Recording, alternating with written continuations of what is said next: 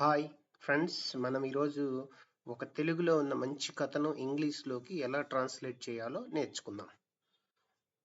ఇక్కడ చిలుక జింక స్నేహం, the friendship of parrot and a deer. ఒక అడవిలో స్నేహితులైన చిలుక జింక ఉండేవి. అంటే పాస్ట్ కాబట్టి there lived parrot and deer who were friends. మిత్రులు కాబట్టి మనము ఫ్రెండ్స్ అని పెట్టుకున్నాం. వాళ్ళు ఒకరోజు వేటగాడు అడవిలో వల పన్నాడు. వన్ డే, వేటగాడు అంటే ఎవరు? హంటర్.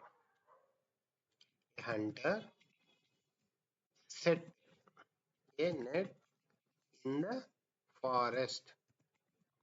మనకు అడవిలో ఆల్రెడీ మనం అడవిలో ఉన్నాయి అని చెప్పినాము కాబట్టి ఇన్ ది ఫారెస్ట్ అన్నాము. ఆహారం కోసం వెళ్తున్న జింక ఆ వలలో చిక్కుకుంది. The deer who was going for food got caught అని రాయాలి.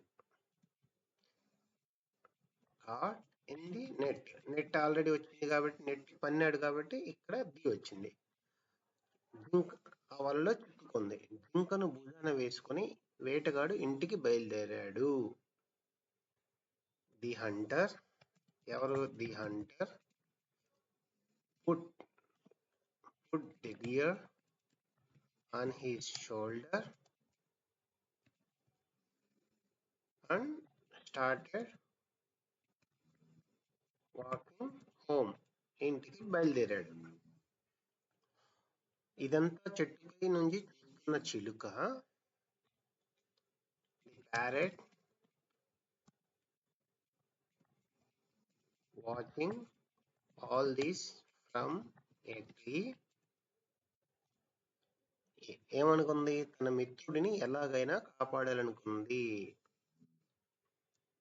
It wanted to save its friend. ఏమనుకుంది? తన మిత్రుడిని కాపాడాలనుకుంది. వేటగాడు వెళ్తున్న దారిలో దెబ్బ తగిలి ఎగరలేకపోతున్న దానిలా నటించింది. The parrot sat on the path. వేటగాడు దారిలో అండ్ ఇట్ యాక్టెడ్ లైక్. ఎట్లా యాక్ట్ చేసింది? ఇట్ వాస్ హర్ట్, దెబ్బ తగిలింది. Hurt and could not fly, ఎగరలేకపోతుంది దానిలాగా నటించింది. Could not fly. చిలుకను చూసిన వేటగాడు ఇక్కడేమొస్తుంది? హంటర్ సా కాబట్టి సా. ది ప్యారెట్ భుజాన ఉన్న జింకను పక్కన పెట్టి parrot put down the dear, పక్కన పెట్టి చిలుక వద్దకు వెళ్ళాడు. హీ వెంట్ టు ప్యారెట్, చిలుక దగ్గరికి వెళ్ళాడు. అప్పటికే తప్పించుకోవడానికి ప్రయత్నిస్తున్న జింక అప్పటికే already the deer was trying to escape, తప్పించుకోవడానికి ఎస్కేప్. ఇక్కడ అప్పటికే తప్పించుకోవాలని ప్రయత్నిస్తున్న జింక అప్పటికే already the deer was trying to escape. Suddenly వాడదాం ఇక్కడ. తుర్రున అంటే సడన్లీ ran away, పారిపోవడం. ran away, అప్పటికే తప్పించుకోవడానికి ప్రయత్నిస్తున్న జింక ఒక్క ఉదుటున పారిపోయింది.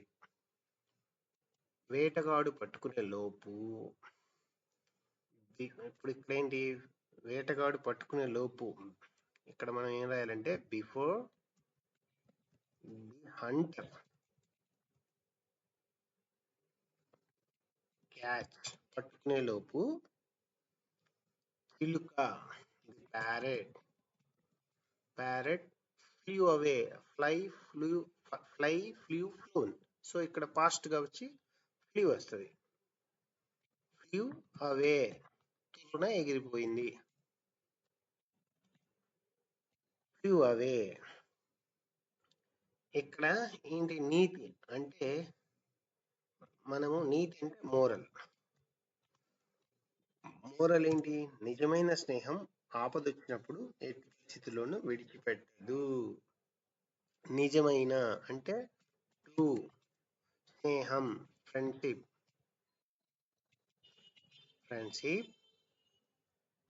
ఎట్టి పరిస్థితుల్లోనూ అంటే నెవర్ విడిచిపెట్టదు. ఇక్కడ ఎప్పుడు కాబట్టి నిత్య సత్యం కాబట్టి మనము ప్రెజెంట్ టెన్స్ లో వాడతాం.